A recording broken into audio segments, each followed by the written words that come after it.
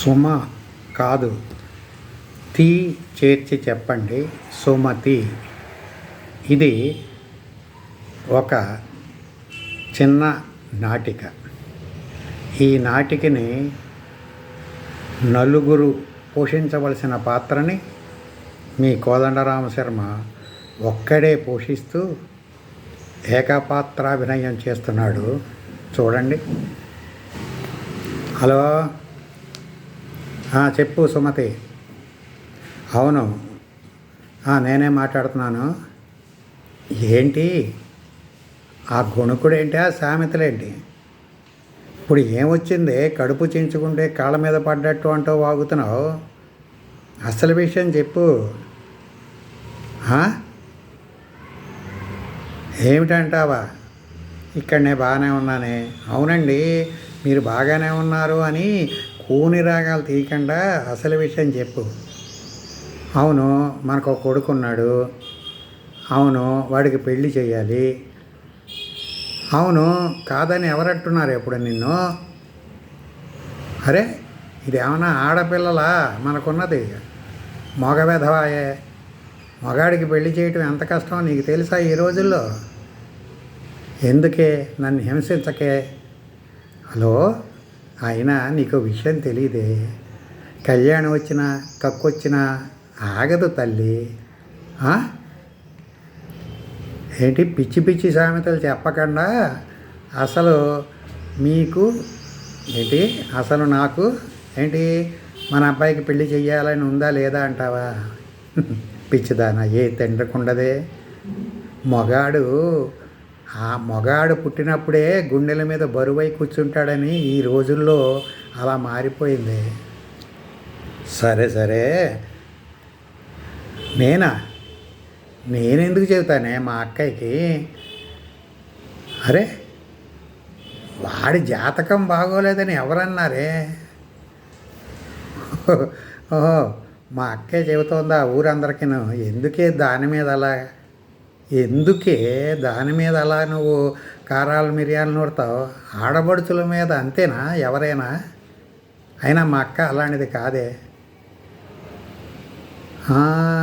నాకు ఇప్పుడు అర్థమైంది సుమతి, నాకు అర్థమైంది.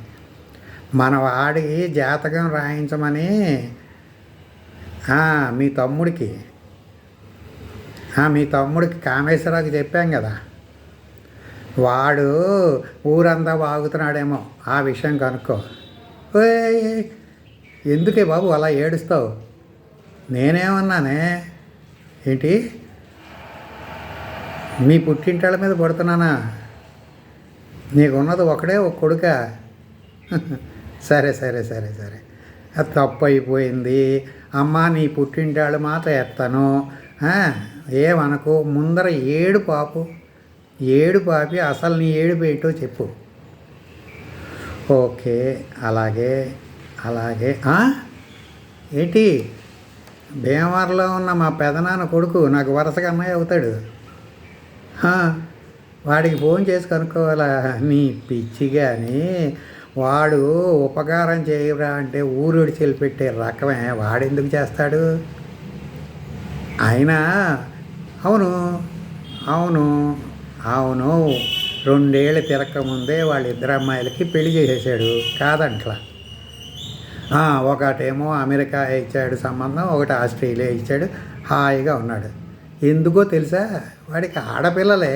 ఇప్పుడు ఆడపిల్లల పెళ్ళంటే ఊరికి అలా ఎత్తుకుపోతున్నారు. ఆడపిల్ల ఉందంటే చాలు. మనకు ఉన్నది మగ వెధవాయే. వాడితో ఎలాగే. ఆగు తల్లి, చూస్తాను డెఫినెట్గా. అయ్యో, మళ్ళీ బిగించేసావా ఏడుపు? నీ మాట ఎప్పుడు విన్నానా? ఇప్పుడు వింటాను, చెప్పు. ఏంటో చెప్పు. సరే, మా అన్నయ్యతో మాట్లాడతాను. నువ్వు పెట్టే. మా అన్నయ్యతో మాట్లాడి మళ్ళీ నీకు చేస్తాను. ఓకేనా? అన్నయ్య, నేను కోదండాన్ని, హైదరాబాద్లోనే ఉంటున్నాను. ఎలా ఉన్నారు పిల్లలు? ఇద్దరు బాగానే ఉన్నారా? అల్లుళ్ళు బాగానే ఉన్నారా? అమెరికా నుంచి ఆస్ట్రేలియా నుంచి ఫోన్లు వస్తున్నాయా? నువ్వు కనిపెట్టేస్తావురా అన్నయ్య. ఈ ఊరికే సోది చెప్పకుండా అసలు విషయం చెప్పమంటావా? చెప్తాను. ఏం లేదురా, ఆ, నాకు కొడుకున్నాడు కదా, వాడికి నెలకి ₹1,00,000 జీతం వస్తుంది. యోగ్యుడు, మంచివాడు, సిగరెట్ లేదు, మందు లేదు, ఏ చెడ్డ అలవాట్లు లేదు. వాడికి ఏదైనా మంచి సంబంధం ఉంటే చూడరా. ఆ? అవును, అవును, కరెక్టే.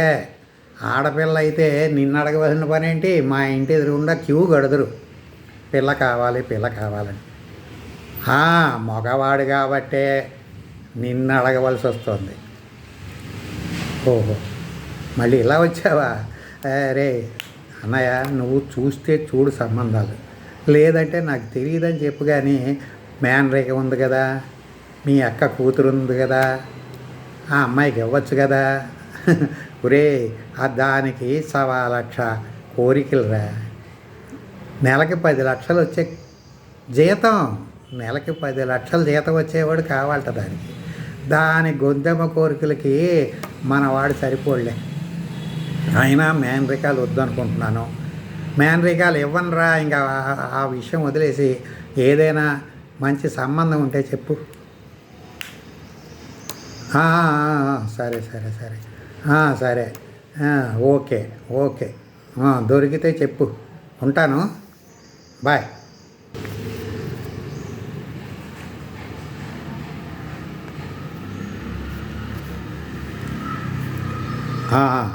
హలో సుమా, నేనే మీ ఆయన్నే.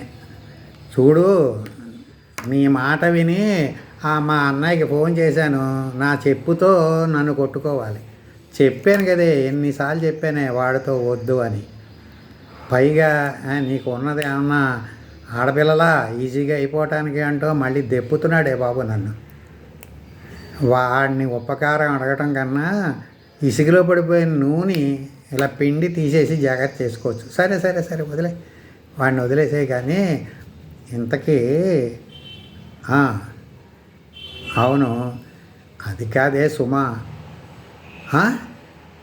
బాబోయ్, అది కాదే, యాంకర్ సుమని కాదే నిన్నన్నది. నీ మీద ప్రేమ వచ్చినప్పుడు సుమతిలో తీసేసి సుమా అని పిలుస్తాను. అది కూడా తప్పేనా? నీ కర్మకి ఆ యాంకర్ ఒకటి వచ్చి పడిందా? దాని మీద మనసు అయినప్పుడల్లా నిన్ను ప్రేమగా సుమా అని పిలుస్తానా? మీ ఆడాళ్ళకి ఇంక అసలు ఉండవే. ఏదో ఏదో ప్రతి చిన్నదాన్ని పట్టుకుని ఏడ్పించేస్తారు. సరే, ఆ విషయం అలా వదిలే. పోన్లేవే, మన కుర్రాడికి పెళ్ళి అవ్వాలంటే ఇంకా దేవుడి మీదే భారం వేసి ఆ దేవుడి మీదే భారం వేసి దేవుడికి వదిలేద్దాం. ఓకేనా? పెట్టేకి మర్చిపోయాను. దేవుడి మీదే భారం అంటే, మొన్న గుడికి వెళ్ళాను కదా నేను, మన అబ్బాయి గారిని, మన వేధవని తీసుకుని వెళ్ళాను కదా. అక్కడ నాకు ఎప్పుడో ఫ్రెండు, అతను, వాళ్ళ ఆవిడ, వాళ్ళ అమ్మాయి వచ్చి నాతో పలకరించి నన్ను ఎంతో ఆప్యాయంగా పలకరించారే. మర్చిపోయాను. నాకు నిజంగా చెబుతున్నాను, ఇప్పుడు గుర్తొచ్చింది. అసలు నా ఆనందానికి అవధులు లేవనుకో. నేనే నమ్మలేకపోతున్నాను. ఆ అమ్మాయి ఇప్పుడే ఫోన్ చేసి చెప్పాడు. వాళ్ళ అమ్మాయి మన బడుద్దాయని, మన వేధావని చూసిందిట, మన కొడుకుని. వాడు దాని కళ్ళకి అబ్బా మన బదుళ్ళ కనిపించట్టే, చేసుకుంటే మన అబ్బాయినే చేసుకుంటాను, లేతే లేదు అంటుందిట అమ్మాయి. సరే, నేను ఇంకా ఆలస్యం అమృతం విషయం ఎందుకని ఇవాళే తాంబూలాలు పుచ్చుకుందామండి, వచ్చేయండి అని చెప్పాను. నువ్వు మటుకు రెడీగా ఉండు. నేను వచ్చేటప్పుడు ఆకులు, ఒక్కలు, పువ్వులు, పళ్ళు, అమ్మాయికి చీర, అమ్మాయి తల్లి తండ్రికి బట్టలు అన్నీ పట్టుకొస్తాను. నువ్వు రెడీగా ఉండు. చూసావా, నేను చెప్పాను కదే సుమా, కళ్యాణం వచ్చినా కక్కు వచ్చినా ఆగదని చెప్పాను కదా సుమా. అబ్బా సుమా అనకండి, సుమా కాదు, తీ చేర్చి సుమతి అనండి అంటావా? సరే సరే సరే సుమతి, మన అబ్బాయి పెళ్ళి అయిపోయిందే. Thank you very much. ఉంటాను, బాయ్.